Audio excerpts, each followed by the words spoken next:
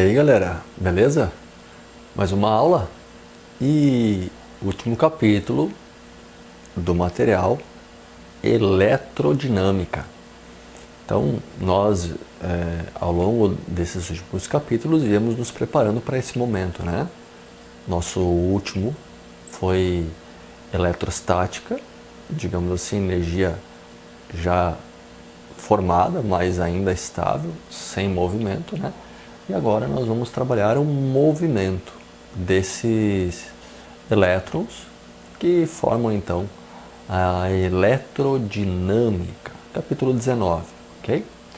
Nós temos que lembrar sempre, galera, que a eletricidade está ligada a características da matéria. Portanto, nós devemos estudar um pouquinho de química para entender a física por trás disso, né? Lembramos que todo átomo, unidade fundamental aí, né, não a menor, mas a unidade fundamental da matéria, é constituído então por partículas positivas e neutras que ficam no núcleo do átomo e de partículas muito pequenas que têm massa quase desprezível que circundam este núcleo no que nós chamamos de eletrosferas, sendo as eletrosferas constituídas em sete níveis. K, L, M, N, O, P, Q. É claro, galera, que o átomo ele não vem com as letrinhas. Nós atribuímos nome a esses caminhos para que nós possamos então entender os seus padrões, tá? Tudo bem? Muito bem. A última da eletrosfera de um determinado elemento químico que é ocupada por um elétron ou mais de um, é chamada então de camada de valência. Então a última eletrosfera é ocupada por elétrons. Isso, galera, nós temos que lembrar, tá? Lembrar, porque toda vez que nós ouvimos qual é a valência do elemento, nós estamos nos referindo à camada de valência, a última camada ocupada por elétrons. E essa camada pode trazer, então, 2, 3, muitos elétrons, né, ou apenas um, dependendo do tipo de elemento. E são esses elétrons da camada de valência que são os mais instáveis nos metais, que são condutores de eletricidade, né?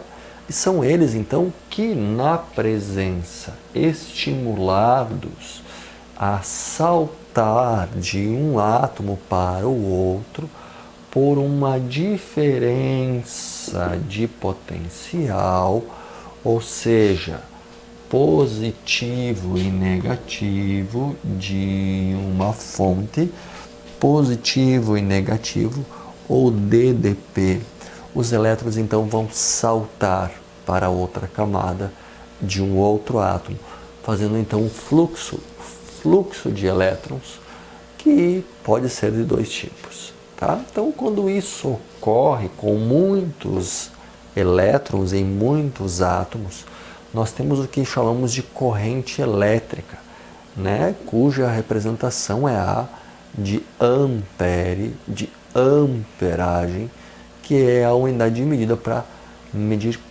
qual é a intensidade, o volume de elétrons que estão se movendo na corrente, tá? Na corrente elétrica. Muito bem. Galera, então essa eletricidade, então, que nós utilizamos hoje no nosso dia a dia, né?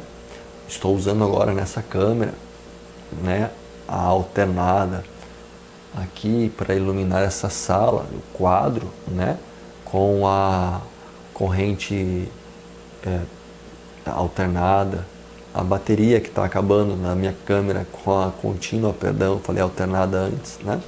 São todos transmitidas, ou seja, essa energia elétrica, essa corrente, vai por um conjunto de átomos metálicos, né, que nós chamamos de condutor.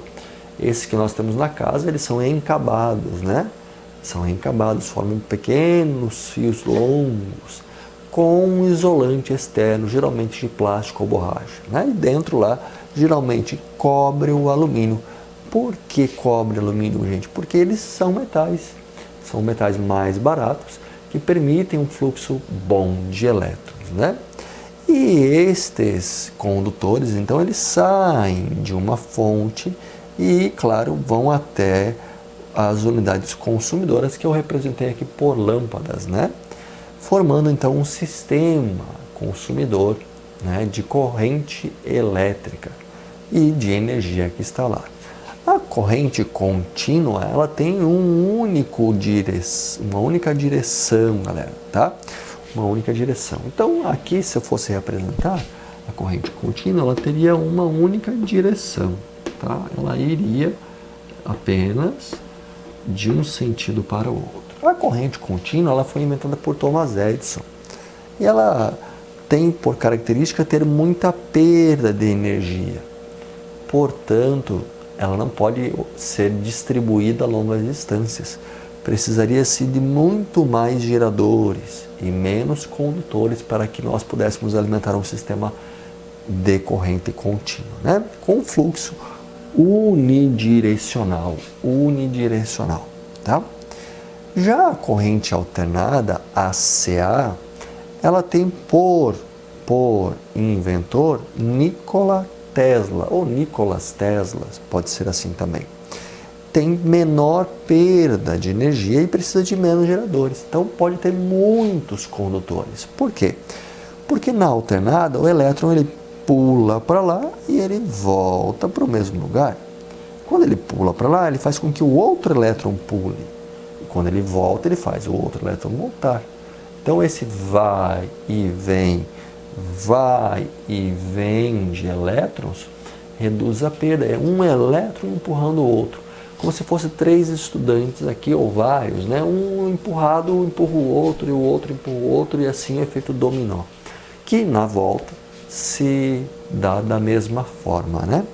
Então, esse é o vai e vem.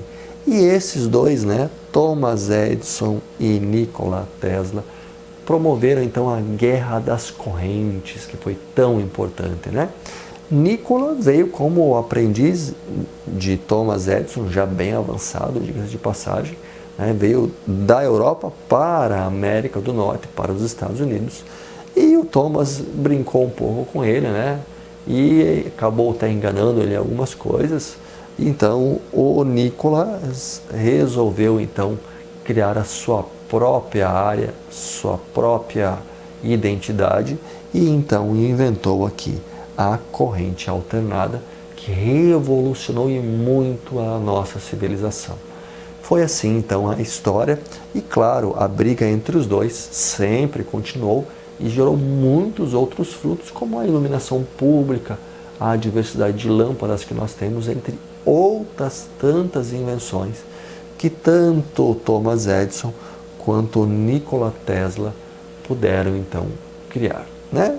Thomas, inventor da lâmpada incandescente, Nikola, corrente alternada, e aí tantas outras que foram super importantes aí para a nossa história, certo? Então, tá aí, gente, só uma introdução de corrente, né? Nós temos que lembrar disso aí, né? Corrente elétrica alternada e contínua. Lembrando que geralmente a contínua é usada em pequenos espaços, então pequena voltagem, veículos, equipamentos que nós temos, né? A bateria. E claro aqui, alta voltagem, grandes distâncias, grande distribuição, ok? Beleza? Então, acho que é isso. Lembrem, né? Importante lembrar a parte química da história. E ficamos aí com a nossa aula de hoje. Grande abraço do professor Alcides e até a nossa próxima.